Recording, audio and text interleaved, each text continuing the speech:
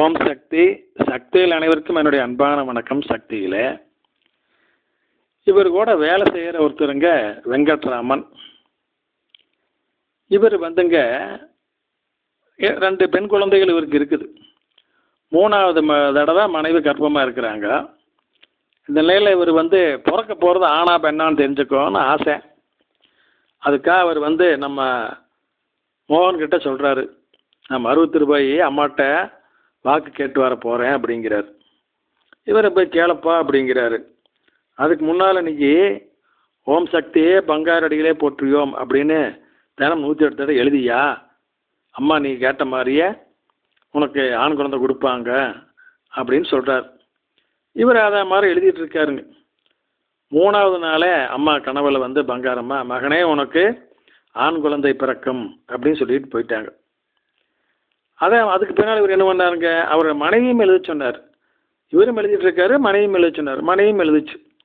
அந்த அம்மாளுக்கு அதே மாதிரி 3 நாள் கழித்து பங்காரம்மா கனவில் மகளே உனக்கு ஆண் குழந்தை தருகிறேன் அப்படின்னு சொல்லிட்டு மறைச்சிட்டாங்க. அதே மாதிரி இங்கே ஆண் குழந்தை பிறந்து நல்ல முறை வளர்ந்து வந்துட்டு இருக்குதுங்க. இந்த நிலையில் இங்கே இந்த வெங்கட்ராமன் நம்ம மோகன் மேலே பொறாமப்பட்டு, ஏன்னா இவர் அம்மாவுடைய வழிமுறைப்படி எல்லாம் செய்கிறதுனால அந்த பொறாமை ஆஃபீஸில் இருக்கிற ஃபைலை, அதாவது மோகன் சம்மந்தப்பட்ட ஃபைலை, மோகன் எதெல்லாம் முடித்து மேலதிகாரி கொண்டு வைக்கிறாரோ அந்த ஃபைலையெல்லாம் இவர் 8 மணிக்கு மேலே ஆஃபீஸ் ஆத்துறப்ப அலங்காமல் எடுத்துக்கிட்டு அதை முழுசு படித்து பார்த்து அதில் ஏதாச்சும் குறைகள்லாம் இருந்தால் அதையெல்லாம் நோட் பண்ணி பெட்டிஷன் போடுறது, இந்த மாதிரியெல்லாம் பண்ணிட்டு இருந்ததுனால மோகனை தெரிஞ்சுக்கிட்டு இந்த வெங்கட்ராம் கூட பேசுகிறதே விட்டுட்டார். இந்த நிலையில் இங்கே ஹைலைட்டு அந்த வெங்கட்ராம் என்ன பண்ணாருன்னாங்க, நம்ம அம்மாவுக்கு தங்கத்தேர் பண்ணோம்லங்க, ஒரு அம்மாவுக்கு கடலூர் விழுப்புரம் மாவட்டம் சேர்ந்து பண்ணிச்சு. அந்த சமயத்தில் இவர் பலரிடம் நன்கொடை வசூல் செய்தார். எப்படி செஞ்சார்னாங்க, 1 கிராம் தங்கம் கொடுங்க அப்படின்னு முக்கியமானவங்கிட்ட எல்லாம் பார்த்து கேட்டுக்கிட்டு இருந்தார். இதை இந்த பொறாமை முடிச்சு வெங்கட்ராம் என்ன பண்ணாருங்க, இந்த மாதிரி இந்த ஆரை மோகன் எல்லாத்திட்டையுமே 1 கிராம் தங்கம் லஞ்சமாக வாங்குறாரு, அது மிரட்டி வாங்குறாரு அப்படி எல்லாம் பெட்டிஷன் போட்டாருங்க மேலதிகாரிகளுக்கு. பெட்டிஷன் மேலே போய் சேர்ந்தது. ஆனால் அவங்களாம் அது மேலே எந்த நடவடிக்கையும் எடுக்கலை. இப்படி தொடர்ந்து நம்ம சக்தி தொண்டருக்கு இவர் இடைஞ்சல் பண்ணிட்டே இருக்காருங்களா. அதனால் விதி சும்மா விடுமா? அம்மா யாரையும் தண்டிக்க மாட்டாங்க. ஆனால் அம்மாவுடைய பரிவாரங்கள் சும்மா இருக்க மாட்டாங்க, இழுத்து போட்டு பொலி போட்டுருவாங்க. அந்த வகையிலிங்க இவருக்கு திடீர்னு தலைமுடியெல்லாம் கொட்ட ஆரம்பிச்சிருச்சு. டாக்டர் போய் பார்த்தாரு. டாக்டர் சொன்னார், ஐயா உனக்கு மூளையில் புற்றுநோய் கேன்சர் அப்படின்ட்டாங்க. பிழைக்க மாட்டேன் போய் சேருன்ட்டார்.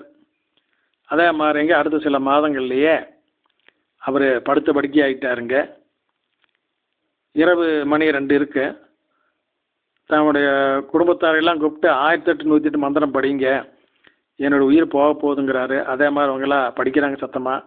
அதை கேட்டுக்கிட்டே விடியற்காலம் 3 மணிக்கே அவர் உயிர் போயிடுச்சுங்க. அடுத்த நிமிஷம் 3 மணி 1 நிமிடம் அப்படிங்கும் பொழுது இவர் நம்ம மோகனுடைய வீட்டுக்கு வந்துட்டார் வெங்கட்ராமன். மோகன் இன்னும் இந்நேரத்துக்கு வந்திருக்கிற, காலையில் வர வேண்டியதானே அப்படிங்கிறார். இல்லை உன்னை பார்த்துட்டு போகலாம்னு நினச்சேன், அதான் வந்தேன் அப்படின்ட்டு அப்படி மறைஞ்சிட்டார். அப்புறம் இடத்துல காலையில் நியூஸ் வருது, இப்படி வெங்கட்ராமன் இறந்துட்டார் அப்படின்னு சொல்லி. அதான் அவன் போகிறப்ப நம்மளை பார்த்துட்டு போனானா அப்படின்னு இவர் நினைக்கிறார். அப்புறம் என்னம்மா இப்படி ஆயிட்டானே என்ன நடக்குது அப்படிங்கிறப்போ அம்மா கனவுல வீடியோ போட்டு காமிக்கிறாங்க. என்ன, இந்த இறந்து போன வெங்கட்ராமன் சாந்தி அடையிலைங்க. அவன் ஆவியாக அந்த கூட்டையே சுற்றி வந்துட்டுருக்கிறான். குழந்தைய மேலே பாசம், குழந்தைகளை கண்ணு கருத்துமாக பார்த்துட்டு இருக்கிறாரு. அதுக்கு சாப்பிட்றப்ப அந்த சாப்பாட்டை எடுத்து இவரும் சாப்பிட்றாரு. அந்த மாதிரிலாம் பண்ணிகிட்டு இருக்கார். உடனே இவர் நம்ம மோகன் அந்த வீட்டுக்கு போய் இப்படியெல்லாம் பண்ணிகிட்டு இருக்கிறா, அதனால் நீங்கள் எல்லோரும் அம்மாட்ட முதல்ல வேண்டிக்குங்க.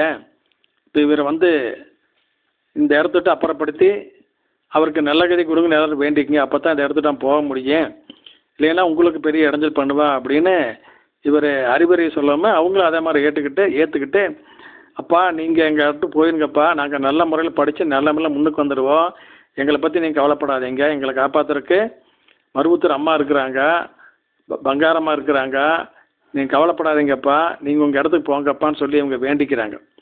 வேண்டிக்கிட்ட முன்னாலேங்க அவர் அந்த மாதிரி வர்றதை நிறுத்திக்கிட்டாரு. அவர் அந்த இடத்த காலி பண்ணிட்டு போயிட்டாரு. சக்தியிலே ஓம் சக்தி.